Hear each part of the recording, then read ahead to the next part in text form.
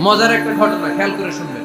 ভোর রাত্রে যখন সাহারি খেতে উঠবেন, সাহারি খাওয়ার পর ফজরের আজানের আগে আপনি 5 থেকে 10 মিনিট আল্লাহর কাছে ক্যাবলামুখী হয়ে হাত তুলুন। রুমের লাইটটা বন্ধ করে একটু আল্লাহর সাথে কথা বলবেন। মানুষের সাথে বহুত কথা বলছেন, আল্লাহর সাথে একটু কথা বলে দেখেন। আল্লাহর সাথে কথা বলার স্বাদ আছে ভাই, অনেকে জীবনে একবারও এই স্বাদ পান নাই। একটু আল্লাহর সাথে কথা বলে দেখেন।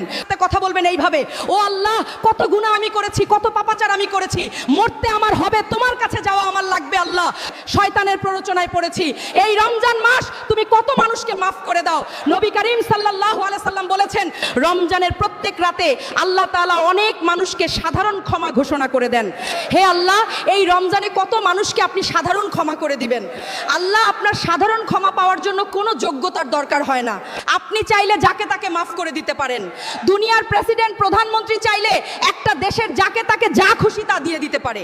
তাদের যদি এই ক্ষমতা থাকে, তারা তো মানুষ। আর আল্লাহ, আপনি তো মহান সৃষ্টিকর্তা, আপনি তো চাইলে আমার সব অপরাধগুলো মাফ করে দিতে পারেন। আপনি চাইলে আমাকে ফেরেশতা বানিয়ে ফেলতে পারেন। আল্লাহ, হে আল্লাহ, আপনি আমাকে মাফ করে দেন একটু। এভাবে আল্লাহর সাথে কথা বলবেন।